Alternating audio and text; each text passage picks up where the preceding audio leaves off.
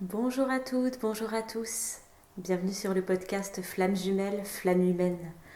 Un lien divin que nous avons à incarner dans la matière avec toutes les difficultés que ça engendre d'être humain à être humain. Et c'est tout de la vocation de ce podcast, de pouvoir vous aider à dépasser les difficultés, les blocages, à comprendre ce que ça vient réveiller chez vous et comment le transcender pour vous faire avancer personnellement, puisque c'est le but final de ce lien d'âme. Et si la vocation de votre lien est de vous réunir ou que vous êtes déjà en communication ou en réunion avec votre jumeau ou votre jumelle, et bien de pouvoir dépasser ces blocages ensemble et continuer à construire dans la lumière votre couple. Alors aujourd'hui, je voudrais aborder le sujet des attentes. Euh, Gros sujet aussi, alors je sais, je vous dis ça à chaque podcast, mais on a vraiment des pierres angulaires que je peux constater dans ces liens d'âme et notamment ce lien de flamme jumelle. Et la question des attentes est un peu différente si on se positionne du côté du chaser ou si on se positionne du côté du runner, mais elle est fondamentale à prendre en compte et à dépasser. Alors, une fois n'est pas coutume, je vais commencer par vous parler des attentes du runner. Parce que très souvent, quand on parle d'attente, on est plutôt du côté du chaser. Mais malgré tout, le runner lui aussi a des attentes. Et en fait, eh bien, ces attentes sont très simples. C'est que vous fassiez quelque part le travail à sa place.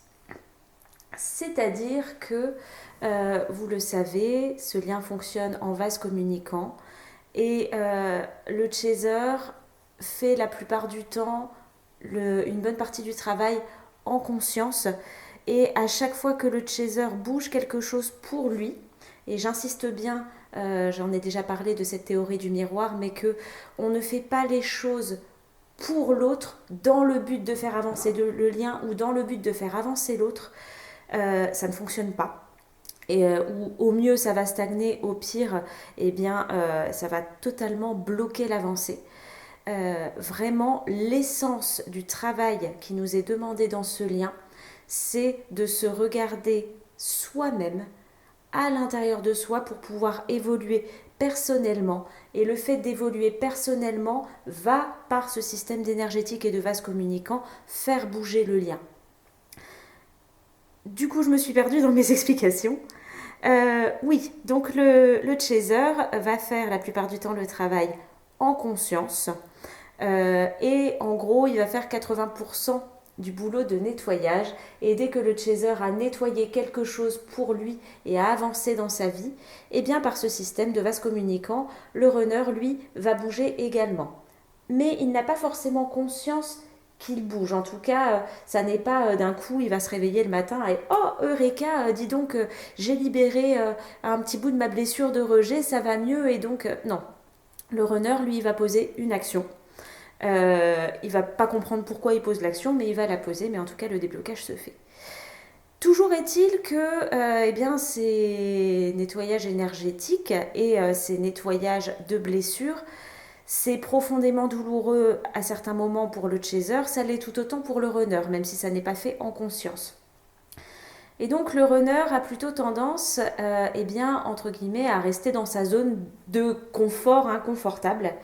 Tout simplement parce que c'est extrêmement souffrant de regarder en face tous les mécanismes eh bien, qui sont dysfonctionnels. Et si on a mis des masques à un moment donné, c'était bien pour se protéger de quelque chose qui a été extrêmement difficile à vivre, notamment quand on était enfant, euh, dans la famille, ou si on porte des choses transgénérationnelles. Je vous ferai un podcast d'ailleurs un jour sur le transgénérationnel puisque ça fait partie de mes spécialités et que vraiment je vois au cœur des constellations familiales à quel point toutes ces mémoires qu'on porte eh bien, jouent et ont un impact très grand sur notre quotidien. Bref, ça n'est pas le sujet. Donc le runner préfère rester parfois dans sa zone de confort très inconfortable mais confort quand même. Et en fait, eh bien, ses attentes, eh bien, ça va être que vous soyez toujours là pour lui.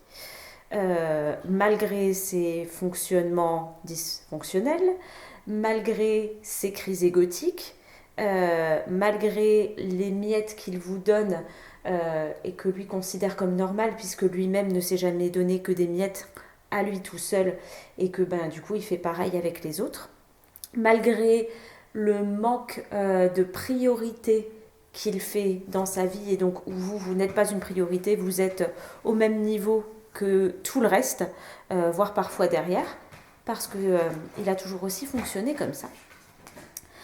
Et vous, votre rôle, eh bien, ça va être à un moment donné de vous positionner et d'arrêter d'accepter n'importe quoi.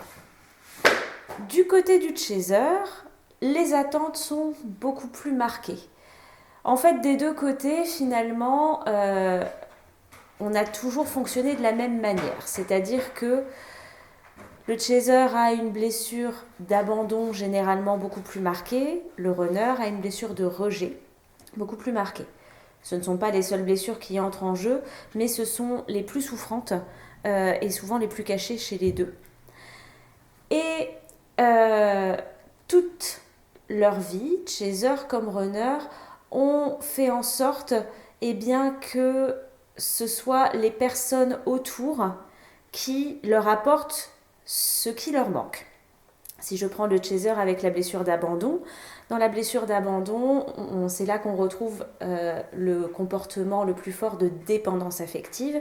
C'est-à-dire que puisque j'ai toujours eu l'impression dans ma vie qu'il y avait un gros vide, un manque que je n'arrive pas à combler, et c'est un manque d'amour, donc un manque extrêmement souffrant, et c'est comme un tonneau des Danaïdes, je n'arrive pas à le combler, eh bien je vais être en attente que les autres, et particulièrement mon partenaire de vie, eh bien m'apporte l'amour que je ne suis pas capable de m'apporter à moi-même pour le moment.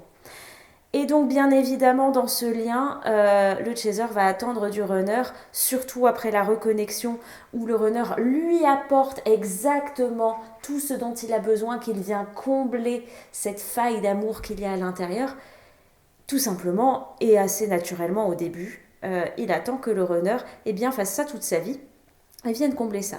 Sauf qu'au moment où les dysfonctionnements commencent, eh bien, le runner se rend compte que en fait, c'est énergivore, que ça n'est pas sain d'apporter toute cette dose d'amour qui manque eh bien, à son chaser. Déjà, lui, l'amour, ça lui fait peur. Et en plus, la demande du chaser est démesurée et immense. Souvent, le vide est abyssal. Donc, eh bien, à juste titre, le runner va dire mais moi je ne suis pas capable de combler tout ce manque-là, de combler toutes ces attentes.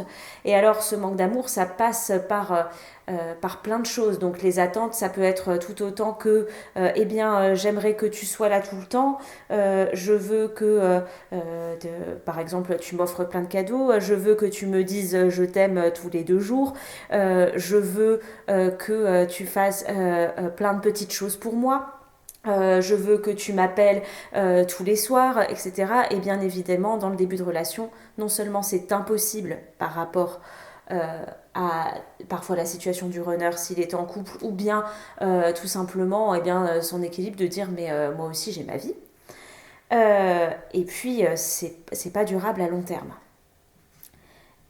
Et inversement, le runner attend que le chaser eh bien, ne le rejette jamais, puisque lui, il a une terrible peur de ne pas être à la hauteur.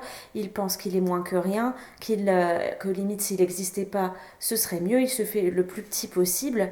Et donc il attend d'être toujours accepté finalement par son chaser, quelle que soit son attitude. Ce qui, à juste titre de l'autre côté, n'est pas possible non plus, puisque eh bien, pour le chaser, c'est extrêmement souffrant de se plier en 4, en 8, en 12 et de sacrifier son propre équilibre et sa propre vie, de s'arranger pour toujours être disponible, d'accepter d'être la 5e roue de la charrette, d'accepter vraiment juste des petites miettes de tout.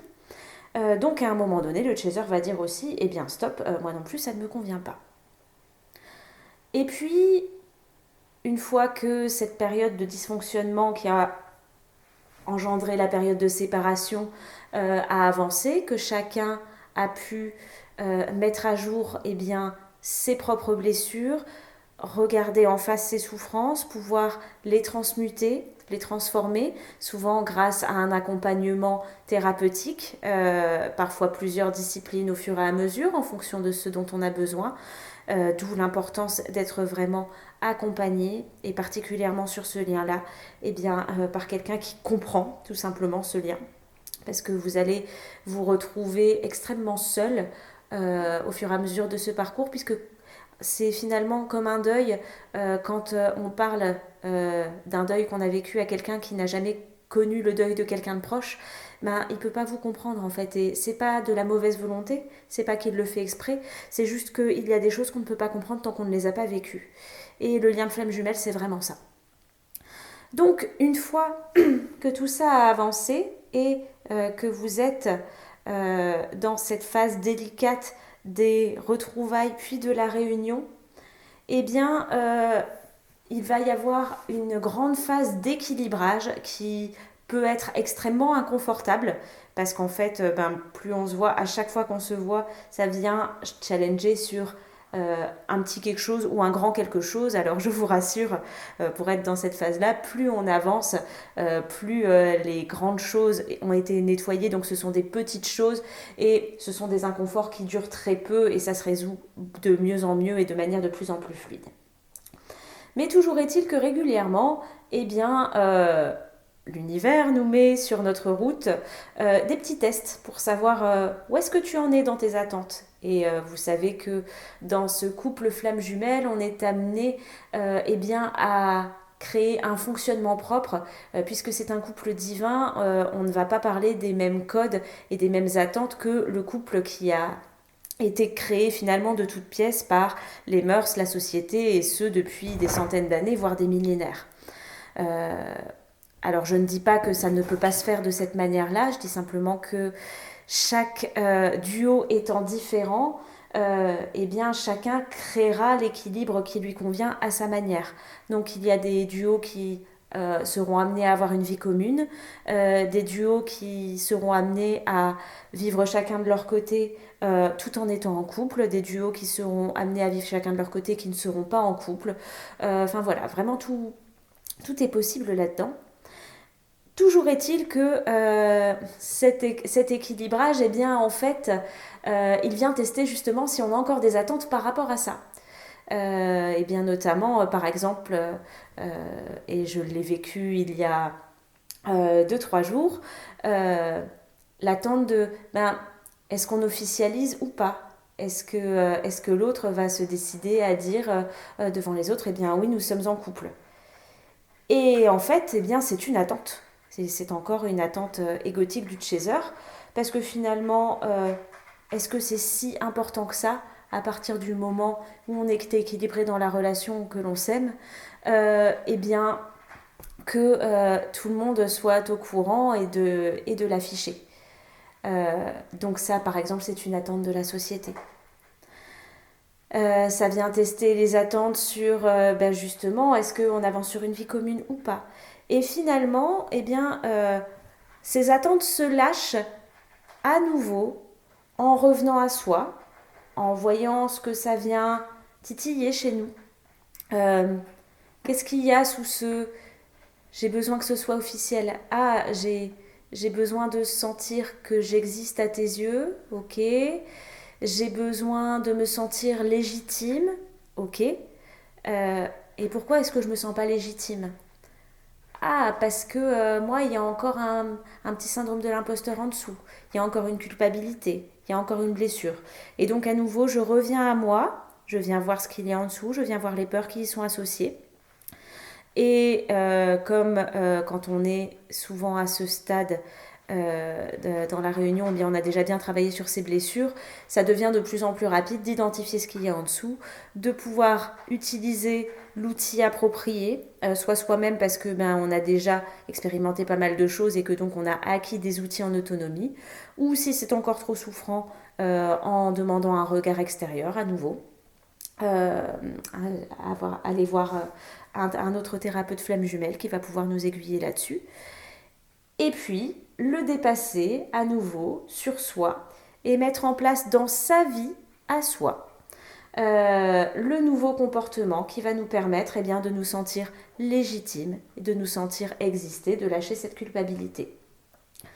Et généralement, comme par magie, l'autre va bouger parce qu'on a fait bouger les choses dans notre vie, mais pas parce qu'on a voulu faire bouger notre lien. Vous avez vu dans le processus que je vous ai expliqué qu'à nouveau, on revient vers soi. Donc finalement, pour atteindre cet amour inconditionnel dont on parle dans le parcours flamme jumelle, il va être important au fur et à mesure de pouvoir lâcher toutes les attentes que nous avons et qui vont nous freiner dans le lien. Finalement, le meilleur conseil que je peux vous donner par rapport à l'attente, que ce soit parce que je l'ai expérimenté personnellement ou par tous les témoignages que j'ai eus dans mes séances, si vous êtes chaser, c'est quand vous décidez de lâcher prise sur vos attentes, que vous n'attendez plus rien de l'autre et que vous vous recentrez uniquement sur vous pour que toutes les attentes que vous aviez envers l'autre, comment est-ce que je peux les régler, les combler par moi-même? À ce moment-là, énergétiquement, l'autre se sent délesté d'un énorme poids. Parce qu'il faut savoir que nos attentes pèsent très très lourd sur lui. Il se sent envahi, surchargé, comme je l'ai dit tout à l'heure. Et donc au moment où vous lâchez quelque part ces attentes et que vous prenez la responsabilité de ce qui vous appartient, c'est-à-dire de combler votre manque d'amour, vos peurs, vos blessures par vous-même, l'autre, ça le libère. Et c'est généralement à ce moment-là qu'il revient au contact ou qu'il change d'attitude. Et que, en fait, finalement, c'est quand vous n'attendez plus rien qui va venir combler l'attente que vous n'attendiez plus. Alors, c'est un peu paradoxal dit comme ça, mais je pense que vous avez saisi l'idée. Et parfois, il va venir répondre à cette attente, mais pas de la manière dont vous auriez imaginé. Donc, vraiment, le chemin qui nous est demandé dans ce parcours, c'est de lâcher prise par rapport à toutes ces attentes. Et parfois, on arrive à le faire consciemment, grâce au travail sur nos blessures. Parfois, c'est un peu plus difficile et plus douloureux. Et le lâcher prise, c'est faire face à ce manque, par exemple à ce manque d'amour. Le conscientiser, ça provoque de la tristesse, ça provoque des pleurs. Et puis, on lâche. Et puis ça recommence et on relâche. Et le lâcher-prise se fait comme ça pendant tout un temps du parcours. Le lâcher-prise, c'est quand on n'en peut plus en fait. Quand on va au bout du bout du bout, parce qu'on est très très fort pour ça en tant que chaser. Et donc quand vraiment c'est plus possible, que même le corps n'en peut plus, là on lâche. Et puis petit à petit, ce lâcher-prise est de plus en plus doux. Et quand on a compris comment faire, c'est évidemment nettement plus facile d'y retourner comme ça. Voilà pour le sujet des attentes. N'hésitez pas à me partager en commentaire vos expériences, vos questionnements par rapport à ça.